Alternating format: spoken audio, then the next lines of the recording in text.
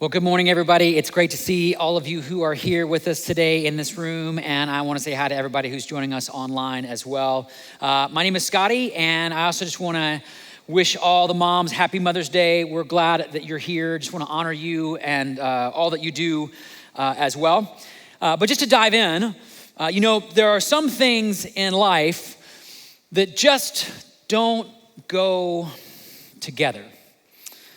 Every Friday night in our house, we do a pizza and movie night as a family. Our kids are 7 and 4 years old, so we usually pick one of the Toy Stories or Kung Fu Pandas or Exorcist movies, and we will usually do just sort of a pretty cheap frozen, cheese pizza for the kids because that's kind of how we roll. But sometimes we get a little extra creative and we each make our own pizza.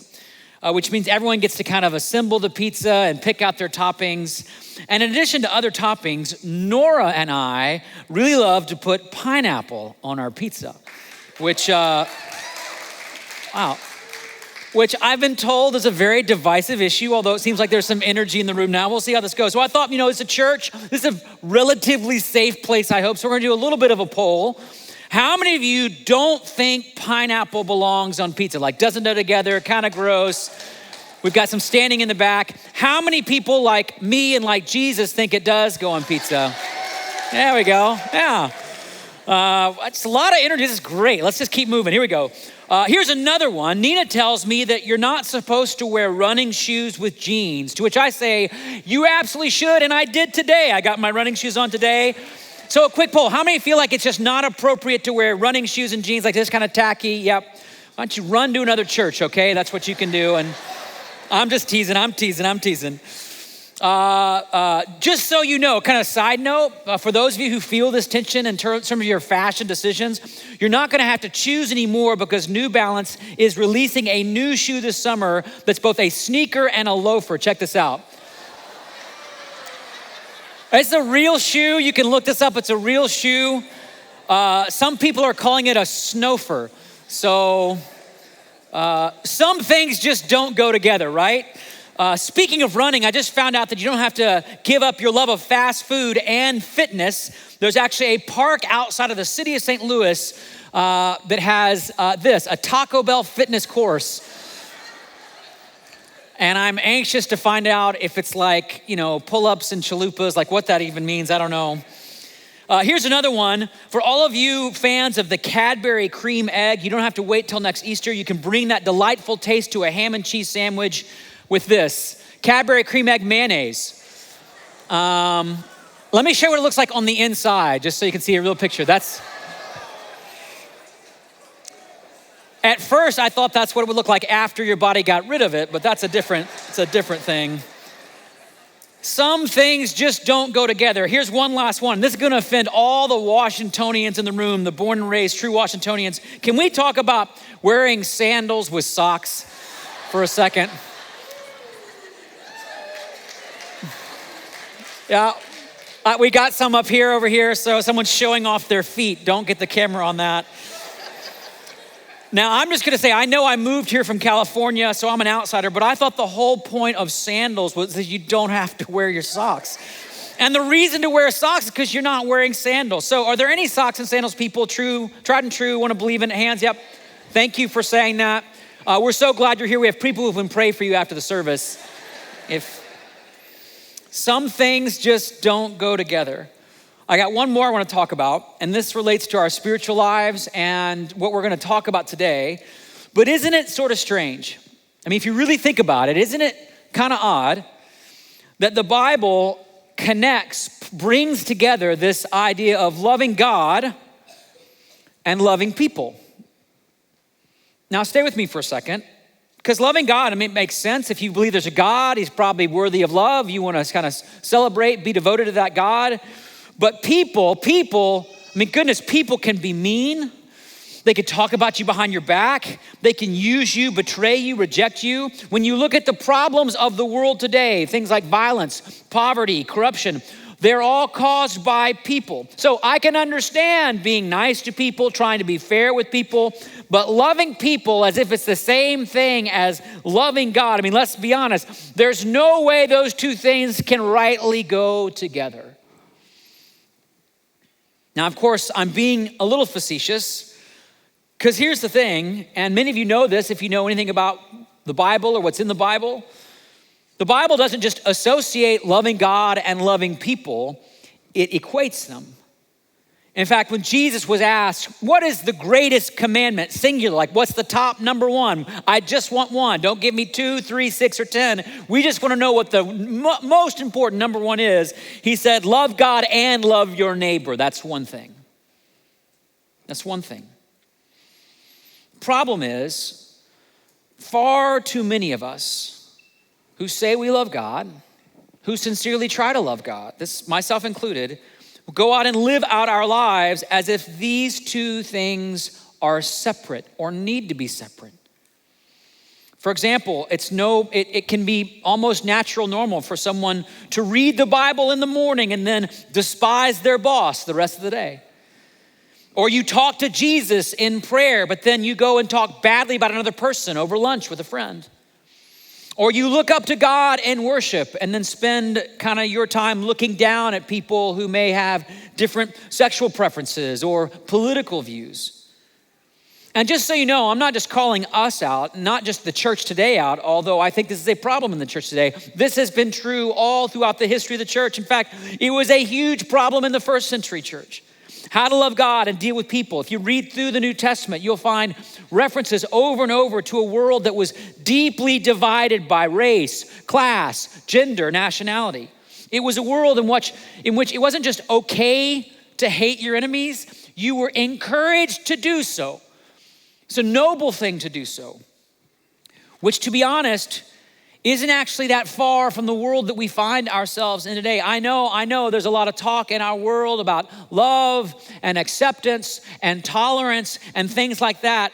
And that's true, it's a good thing to do as long as you agree with the prevailing values of our culture. But if you don't, well, you're probably not gonna see a lot of love and acceptance, are you? And it's not just a problem or a dynamic out there in the world, it's a significant issue in the church and in any church today.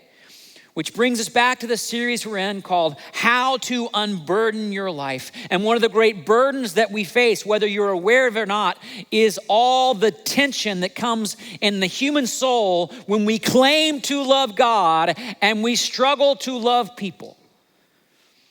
And if you read through the New Testament, it's clear that John's audience, they were wrestling with the very same dynamics in the early church because he talks about this over and over and over. If you haven't read 1 John, it's 5 chapters. You could do it in 30 minutes. Read it this week. You'll see this referenced over and over, including the passage we just heard read.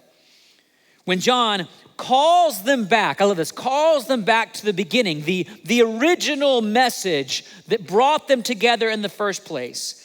This is how the passage starts, 1 John 3:11. John writes this, "For this is the message you heard from the beginning, we should love one another." Which means whatever brought those first Christians together when they put their faith in Jesus and they're first gathering together and celebrating what this new life of faith is gonna look like, the very first message on the very first day and however they gathered, somebody stood up and said, here's what we're gonna be about. And it wasn't just go to church or believe all the right doctrinal statements, as important as those may be. It was, we're gonna love one another. We're gonna love one another. And by the way, John knows this is the original message because John was in the room with Jesus when Jesus got down on his feet, washed all 12 disciples' feet, including Judas, and then said these words, "A new command I give you, love one another. As I have loved you, so you must love one another."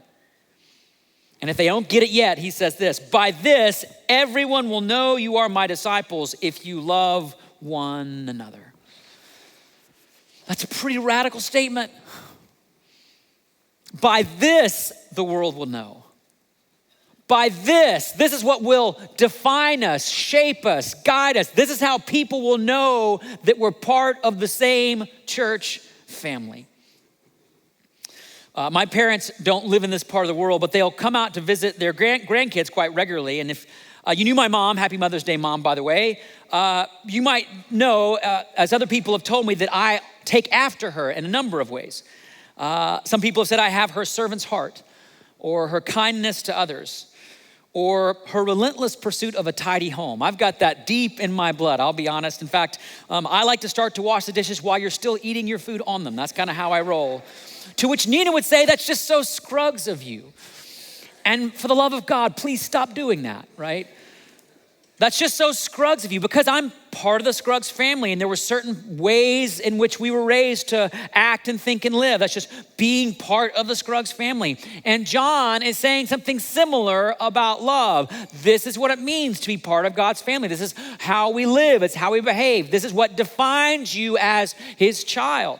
In fact, I heard someone once say, love is like a spiritual paternity test that identifies who you belong to. And this is how you know you've encountered an authentic disciple of Jesus. Have you ever wondered, how do I know if someone's an authentic follower of Jesus? He's saying this is the proof. It's like the story of Zacchaeus. Some of you know the story from the New Testament. Jesus sees this lying, cheating, despised tax collector in a tree spying down on him. And he says, Zacchaeus, come down. I'm going to spend today at your house. And no sooner had they finished their meal together, Zacchaeus gets up and he goes out and he says, I'm going to give half of my possessions away. And anyone I've cheated is getting back 4 times what they lost. And here's my point. The proof that Jesus has come into your house is how love comes out of it. That's what the Zacchaeus story shows us. The evidence that Jesus has been in your house, that you've been at the table, that you've received his love, is that his love starts coming out of you to other people. And this was certainly true in the early church, in the Roman world, which, as I said, was a harsh, divisive, filled with animosity kind of world. And then comes along a 2nd century church leader named Tertullian, who described Christians that day being known, being branded, if you will, by this act of love. Listen to what he said. He said, it is mainly the deeds of a love so noble that lead many to put a brand, a label on us. See how they love one another, they say, for they themselves are animated by mutual hatred. See how they love one another. See how they love one another. And of course, what's so tragic about this statement is, I don't know that when the watching world sees the Christian world today, their first response is see how they love. Might be see how they judge one another, or label one another, or criticize one another, or tear down one another. And it's no wonder that we live in a world that finds what we believe so unbelievable, right? Love is the proof that Jesus has been in your house and in my house and in this house. The only way the greater Seattle area will know that Jesus has been in this house is our love. Amen? Amen? To which a person like me and maybe like you might say, well, okay, but I'm a pretty loving person. I mean, most of the time, right? Especially with people that I like. I'm a pretty loving person, right? But John, being the good pastor that he is, he knows our quick reflex to make excuses and defend and justify ourselves and our actions. So he applies a little more pressure. This is what he does in verses 12 through 15. He writes this in verse 12. He says, do not be like Cain, who belonged to the evil one and murdered his brother. And why did he murder him? Because his own actions were evil and his brothers were righteous. To which most of us would say on hearing that, okay, well, I feel much better now because I'm not a murderer, so I can kind of go on my merry way. To which John says, well, hang on a second. Verse 15, anyone who hates a brother or sister is a murderer, and you know that no murderer has eternal life residing in him. To which most of us say, okay, well, let me think about it. Well, you know, Scotty, I'm not a hateful person, at least most of the time. There's plenty of people I don't hate. To which John would say, hang on a second. Verse 14, we know that we've passed from death to life because we love each other. Anyone who does not love remains in death. Uh-oh. Uh-oh. So you see, it's not just, well, I haven't murdered somebody or I don't really hate people that much. See, just not murdering people, not hating people doesn't make you a loving person. And so often, I don't know about you, but I try to justify myself by the things that I haven't done or maybe wouldn't do, and then I get to kind of go off scot-free. John says that's not how we think about love. Of course, one of the reasons why we think this way, and maybe you can relate to this, at least this is how I often process my faith or how I think about faith, is I think about faith often as if there's kind of a big scorecard somewhere up in heaven somewhere, and God's kind of this referee who's keeping log of my actions, and if I do the right thing, I get a point. And if I do the wrong thing, I lose a point. And if you go to church, you get a point. If you fall asleep in church, you lose a point. Some of you losing a few points right now. I can see you drifting off a little bit. Here's the problem with the scorecard version of faith. You can do the right thing, get lots of points, and still not be a loving person. You can avoid the wrong things and avoid losing points and not be a loving person, which means, to put it plainly, you can have a great score and still be a jerk. And of course, this is part of what was wrong in Jesus' day. It's why he was so harsh with the religious leaders of his day. Great scorecards, all of them, kind of a lot of jerks. And isn't it great this isn't a problem in the church anymore, right? Or maybe not so much. To which John would say, I think, doesn't matter how high of a score you go out and get. If you lack love, he says, you remain in death. This is pretty harsh words.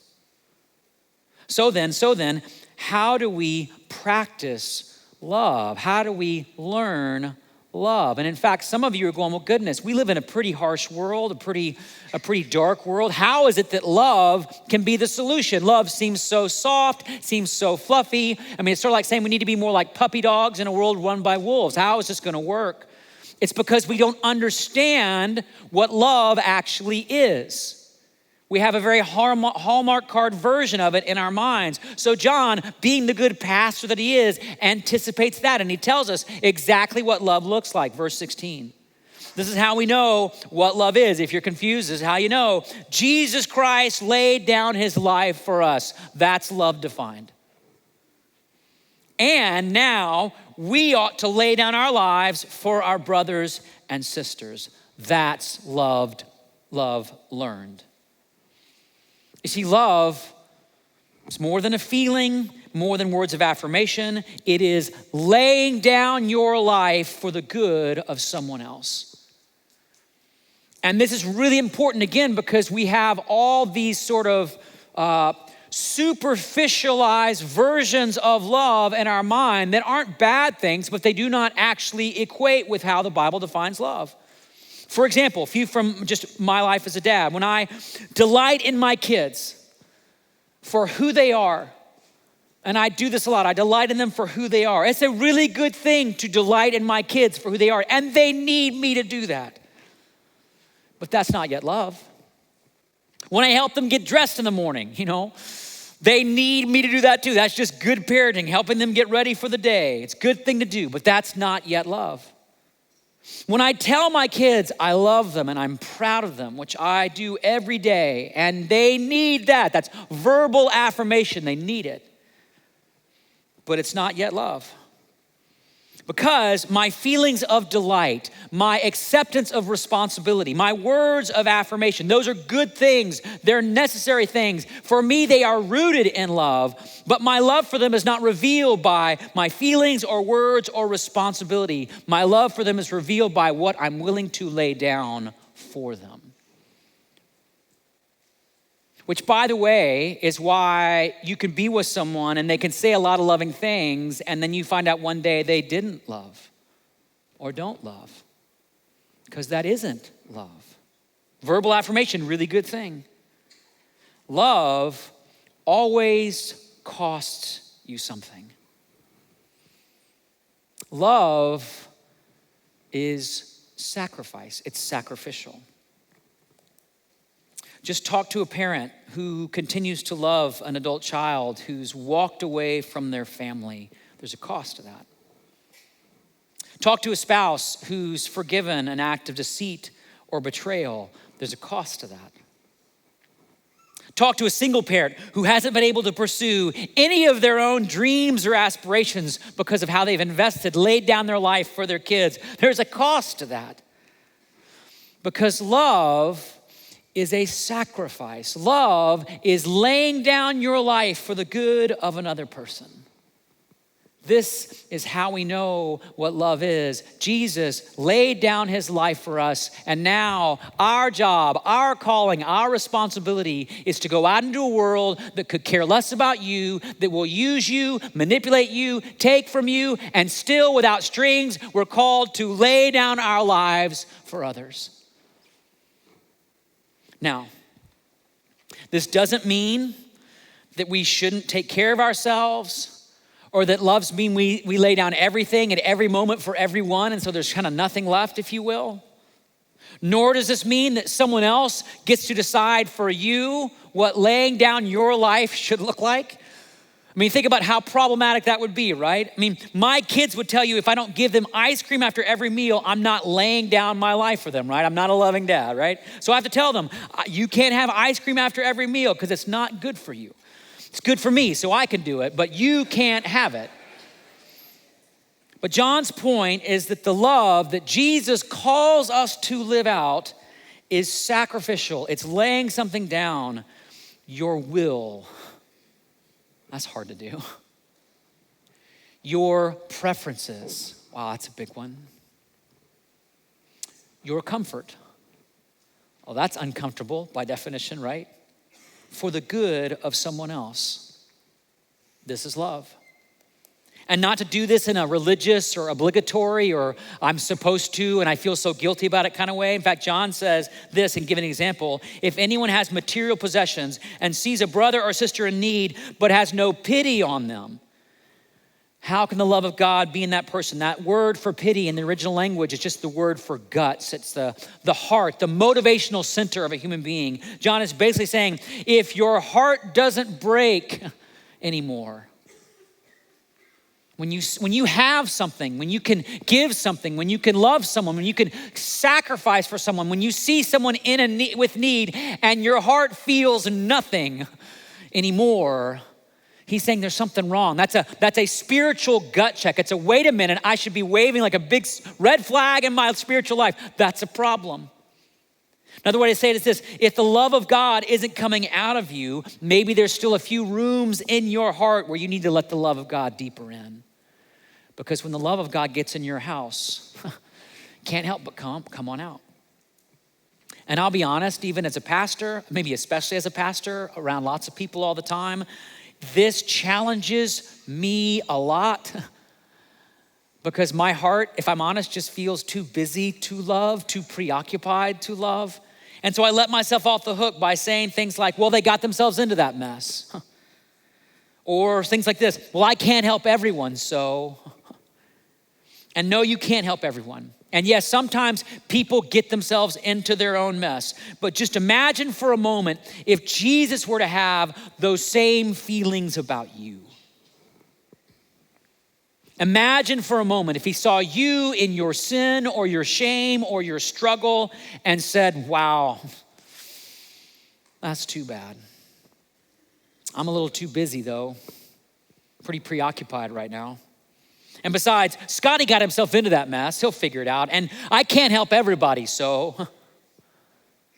Boy, would that be a sad day for me. Because I would still be left dead in my sins, without hope. But thankfully, when John defines what love is, he doesn't start with what you or I should do to be a more loving person. He starts with what Jesus has already done for you. This is how we know what love is. Jesus Christ has already laid down everything for us. In other words, he looked at you in all of your sin and shame and struggle and said, you're worth it. You're worth it. Right now, look me in the eye. If you don't believe in God, if you're not sure where he's at, or if you do and you're not sure, you are worth everything, all the sacrifice. You are worth it. He loves you that much. And if you're here today and you don't know this Jesus, your next step isn't to go out and try to be a more loving person by your own strength and determination. You will never sustain a life that way. Loving others starts with receiving this impossible, unconditional, radical love for you. Let it in your house. Let it in your house.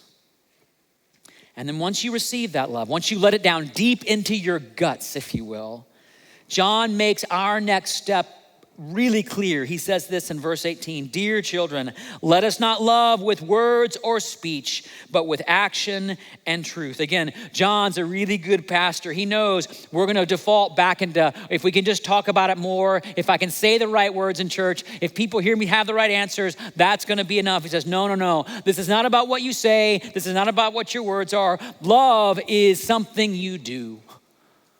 Love is action. And it's something we have to learn how to do. By the way, if you're feeling kind of overwhelmed by all this, that's okay. We get to learn. You get to start wherever you are. Just like when you get married, you feel love for your spouse, but you don't yet know how to love them. It takes a lot of practice. And when you come to know Jesus, you feel love for Jesus, but you don't yet know how to love him or love like him. It actually takes practice.